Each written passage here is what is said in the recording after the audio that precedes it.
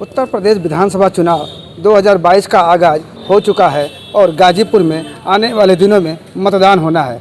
ऐसे में समाजवादी पार्टी के द्वारा लगातार अपने प्रकोष्ठों के सचिव, राष्ट्रीय सचिव और विशेष आमंत्रित सदस्यों को लगातार बनाए जाने का क्रम जारी है। इसी क्रम में समाजवादी पार्टी के अल्पसंख्यक समाज के राष्ट्रीय सचिव नदीम प्रधान को बनाया गया है, तो वहीं गुफरान साहब को जो है अल्पसंख्यक सभा का विशेष आमंत्रित सदस्य बनाया गया है। आज ये लोग समाजवादी पार्टी कार्यालय पर है और हमारे साथ पार्टी के जिला अध्यक्ष रामधारी यादव जी भी हैं। हम इन लोगों से जानना चाहेंगे कि इस तरह का जो लगातार जो बनाए जा रहे हैं, इससे पार्टी को कितनी मजबूती मिल पाएगी। जी सर, अध्यक्ष जी, लगातार जो देखा जा रहा है कि पार्टी में जो है अलग अलग प्रकोष्ठों के जो सदस्य बनाए जा रहे हैं, सचिव बनाए जा रहे हैं, इससे पार्टी को कितनी मजबूती मिल पाएगी। साथ ही जब भी कार्यकर्ताओं को सम्मान मिलता है, उनको किसी न किसी पद से जब लैस किया जाता है, तो समाजवादी पार्टी की नहीं किसी भी तरह की ताकत बढ़ती है।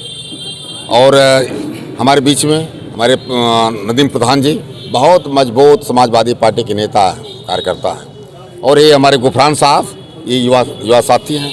इनको अल्पसंख्यक महासभा का विशेष आमंत्रित, राष्ट्रीय कार्यकारिणी का विशेष आमंत्रित सदस्य बनाया गया है। इनको राष्ट्रीय कार्यकारिणी का सचिव बनाया गया है। इन दोनों साथियों को मैं सबसे पहले बहुत बहुत बधाई देता हूं।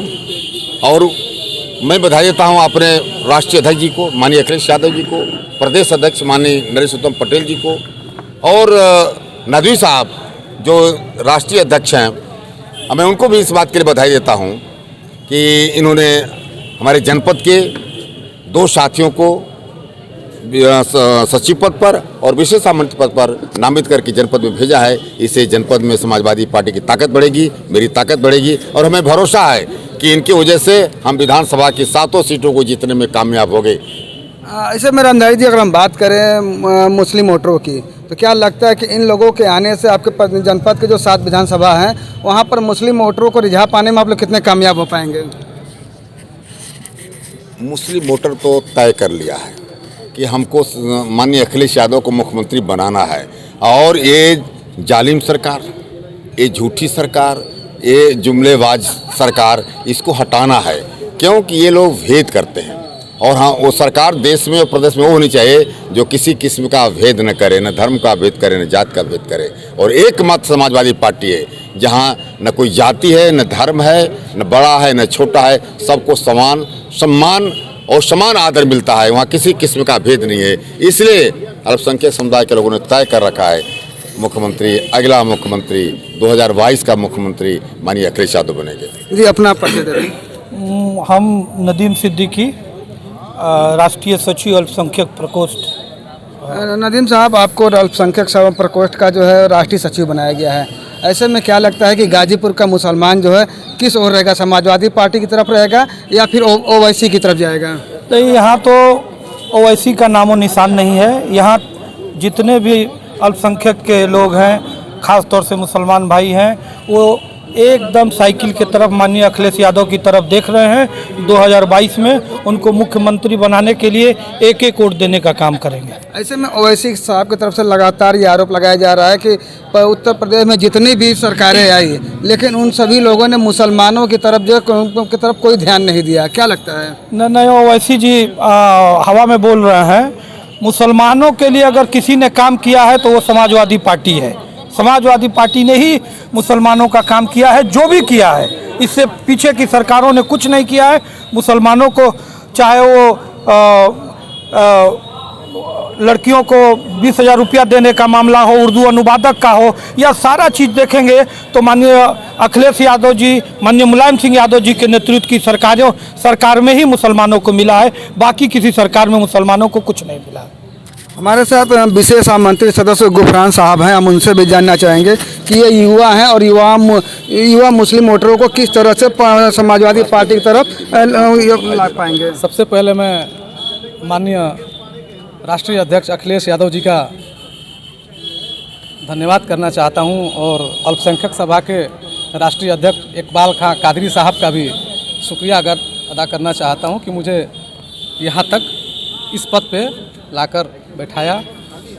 क्या लगता है कि आप युवा हैं और मुस्लिम समाज में भी बहुत सारे युवा हैं, उन युवाओं को समाजवादी पार्टी के वोट के रूप में कैसे कन्वर्ट करा पाएंगे? समाजवादी पार्टी के में कन्वर्ट नहीं करना, पहले ही से युवा समाजवादी पार्टी की तरफ है। मुसलमान पहले ही ओवैसी को कोई पसंद नहीं कर रहा उत्तर प्रदेश में, इसलिए कि वो तेलंगाना में जाएं। ऐसे में अगर हम बात करें गाजीपुर की बात करें या पूर्वांचल की बात करें, तो गाजीपुर और पूर्वांचल में मुसलमानों के एक बड़े नेता के रूप में अंसारी बंधु भी देखे जाते हैं। कुछ मुसलमान उनके साथ है, कुछ ओवैसी। आपको क्या लगता है? ओवैसी के साथ कोई, आप गलतफहमी में, ओवैसी के साथ कोई नहीं जी।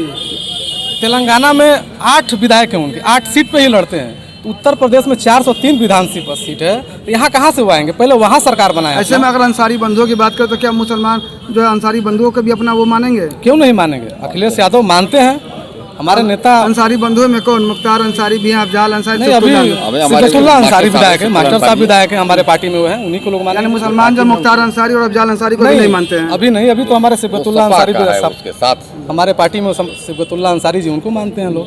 क्या लगता है अब विधानसभा चुनाव आने वाला, 7 विधानसभा है गाजीपुर में, आप 7 विधानसभा समाजवादी पार्टी चुनाव जीत रही है। आप कहीं से पता कर लीजिए, सारे के सारे इस बार हमारे पार्टी जीतेगी चुनाव। इस बार अपने समाज का कितना % वोट जो हमारे समाजवादी पार्टी को दिलवा पाएंगे? पूरा 100% प्रयास रहेगा पूरे उत्तर प्रदेश में कि अल्पसंख्यक सभा के सारे लोग समाजवादी पार्टी को वोट करें। ओवैसी जी भाजपा के एजेंट हैं, इसलिए सरकार बनाना। साथ ही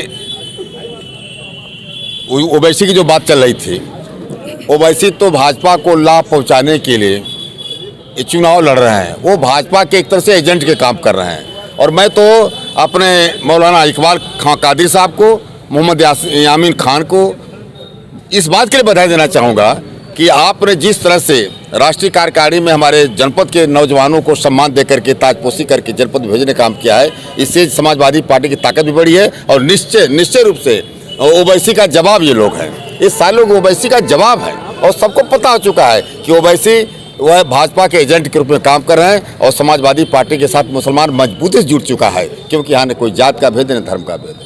तो ये थे समाजवादी पार्टी के अल्पसंख्यक प्रकोष्ठ में मनोनीत राष्ट्रीय सचिव और विशेष आमंत्रित सदस्य के साथ जो है रामधारी यादव जी है, जो समाजवादी पार्टी के जिला अध्यक्ष है। और इन लोगों का कहना है कि इन लोगों के समाजवादी अल्पसंख्यक प्रकोष्ठ में विशेष आमंत्रित सदस्य और राष्ट्रीय सचिव बनने से समाजवादी पार्टी को एक बड़ा फायदा पहुंचने वाला है। और साथ ही साथ इस बार जो गाजीपुर की 7 विधानसभा है, इस बार वो इन लोगों के बनने की वजह से वो हर हाल में उसे जीत कर भी दिखलाएंगे। साथ ही उन्होंने कहा कि ओवैसी की जो है, ओवैसी का पूरे पूर्वांचल नहीं पूरे प्रदेश में कोई भी अहमियत नहीं रह पाएगी। गाजीपुर से अनिल कुमार की रिपोर्ट।